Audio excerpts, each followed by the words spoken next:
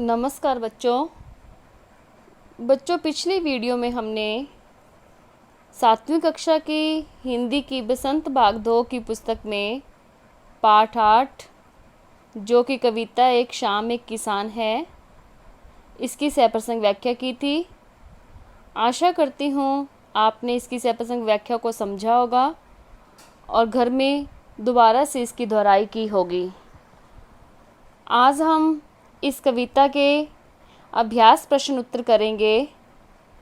पहला प्रश्न है, इस कविता में शाम के दृश्य को किसान के रूप में दिखाया गया है। यह एक रूपक है। इसे बनाने के लिए 5 एक रूपताओं की जोड़ी बनाई गई है। उन्हें उपमा कहते हैं। पहली एक रूपता आकाश और साफे में दिखाते हुए कविता में आकाश का साफा वाक्यांश आया है। इसी तरह तीसरी एकरूपता नदी और चादर में दिखाई गई है, मानो नदी चादर सी हो। अब आप दूसरी, चौथी और 5वीं एकरूपताओं को खोजकर लिखिए। इसका आंसर है, पहला है घुटनों पर पड़ी है नदी चादर सी। सेकंड भाग है इसका, प्लाश के जंगल की अंगीठी।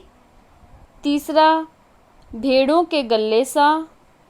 फोर्थ है आकाश का साफा। फिफ्थ, सूरज की चिलम। और सिक्स्थ है बैठा है पहाड़। प्रश्न नंबर 2, शाम का दृश्य अपने घर की छत या खिड़की से देखकर बताइए। कै भाग प्रश्न का है, शाम कब से शुरू हुई।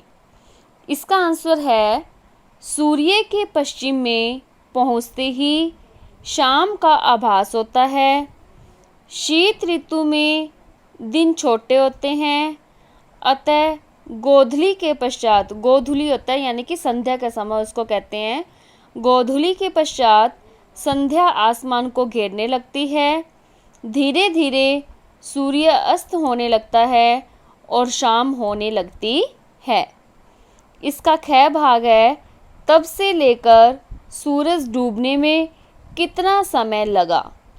इसका आंसर है, शाम होने से सूरज डूबने का समय लगभग 5:40 से 6 बजे का होता है। लगभग 10-15 मिनट तक सूर्य अस्त होने लगता है। गै भाग, इस बीच आसमान में क्या क्या परिवर्तन आए।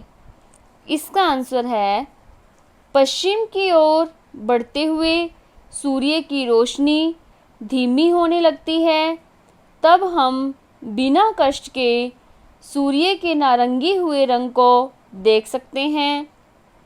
नारंगी बादल कालिमा से परिपूर्ण होने लगते हैं। सूरज की किरणों से लालिमा युक्त पश्चिमी छोर अब धीरे धीरे अंधकार में डूबने लगता है और आकाश में बलखाती धुंध अपनी सघनता को इधर उधर बिखेरने लगती है। अब है प्रश्न नंबर 3, मोर के बोलने पर कवि को लगा जैसे किसी ने कहा हो, सुनते हो। नीचे दिए गए पक्षियों की बोली सुनकर उन्हें भी 1 या 2 शब्दों में बांधिए। कबूतर, कौआ, मैना, तोता, चील और हंस। तो पक्षी जैसे कबूतर है, कबूतर की ध्वनि है गुटरगू, अर्थ है इसका उड़चल तू। दूसरा है कौवा, काँव काँव करता है इसकी ध्वनि और अर्थ है इसका छाँव छाँव। थर्ड है मैना, इसकी ध्वनि है चींची और इसका अर्थ है नन्ही। फोर्थ है तोता, ध्वनि है इसकी टई टई और अर्थ है इसका कह कह। फिफ्थ है चील, चील की ध्वनि है चिल्लिल ची और अर्थ है उड़ान ऊंची। सिक्स्थ भाग है हंस और इसकी ध्वनि है लग लग और अर्थ है पग पग, अर्थात तुम्हारा कोई नहीं। कविता के आगे प्रश्न नंबर 1 और 2 हम 2 प्रश्न करेंगे। इस कविता को चित्रित करने के लिए किन किन रंगों का प्रयोग करना होगा?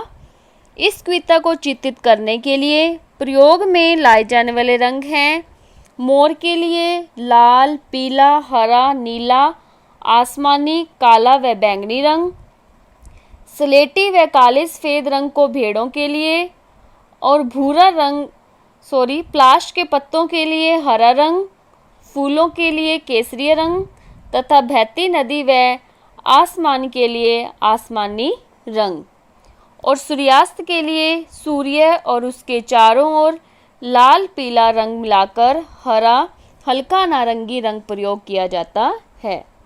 प्रश्न नंबर 2, शाम के समय ये क्या करते हैं और पता लगाइए और लिखिए। पक्षी, खिलाड़ी, फल वाले, माँ, पेड़ पौधे, पिताजी, किसान और बच्चे। पक्षी क्या होते हैं? संध्या होती है, पक्षी अपने घोंसले को लौटने लगते हैं या अपने नीड को। जो खिलाड़ी हैं वो खेल कर वापस आते हैं। जो फल वाले हैं, फल वाले फलों को स्वादिष्ट बताकर ग्राहकों को आकर्षित करते हैं। माँ है वो बच्चे के लिए भगवान का अवतार है। पेड़ पौधे, संध्या के समय पेड़ पौधों को नहीं छूना चाहिए। पिताजी कार्य करके क्या है, अपने काम से वापस लौट रहे हैं।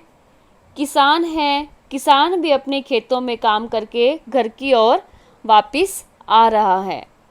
जो बच्चे हैं, बच्चे भी शाम के समय क्या है, घर के कार्य कर रहे हैं या खेल रहे हैं। आगे देखेंगे। नीचे लिखी पंक्तियों में रेखांकित शब्दों को ध्यान से देखिए। घुटनों पर पड़ी है नदी चादर सी, सिमटा बैठा है भेड़ों के गले सा, पानी का पर्दा सा मेरे आसपास था हिल रहा, मंडराता रहता था एक मरियल सा कुत्ता आसपास, दिल है छोटा सा छोटी सी आशा, घास पर फुदकती नन्ही सी चिड़िया। इन पंक्तियों में सा सी का प्रयोग व्याकरण की दृष्टि से कैसे शब्दों के साथ हो रहा है?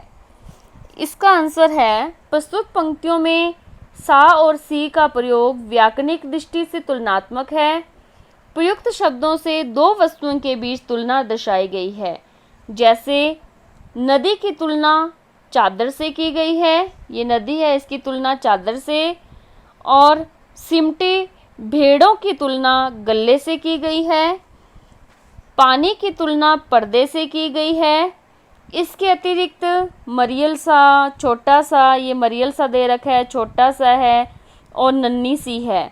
इनमें सा सी शब्दों का प्रयोग विशेषण शब्दों के साथ हुआ है, यानी कि आगे क्या है, विशेषण शब्द हैं और उनके साथ हुआ है।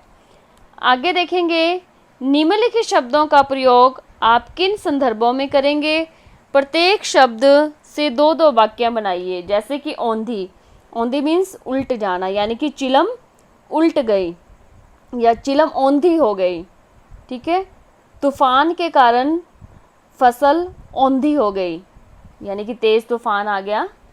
आगे है दहक, दहक का वाक्य में प्रयोग है, सूर्य की तीव्र किरणों से धरती दहक उठती है, और मोहन का शरीर ज्वर से मानो दहक रहा है। ज्वर मीन्स बुखार से। सिमटा यानी कि इकट्ठे होना, बिल्कुल सुकड़ना सा, जैसे बालक अध्यापक के भय से सिमटे हुए था। और इसका सेकंड है, भीषण सर्दी से वृद्ध सिमटे रहते हैं, मीन्स सुकड़ कर बैठ जाते हैं, सर्दी लगती है ना। तो बच्चों, आज हमने पाठ 8 पूरा कर लिया है। आपने इन अभ्यास प्रश्न उत्तरों को अपनी रफ नोटबुक पर फाइंड आउट करना है, और नेक्स्ट डे मैं इसकी PDF भेजूंगी, तब आपने इसका कार्य फेयर नोटबुक पे करना है और उसको लर्न करना है। और नेक्स्ट वीडियो में हम लेसन 9 की रीडिंग करेंगे। धन्यवाद।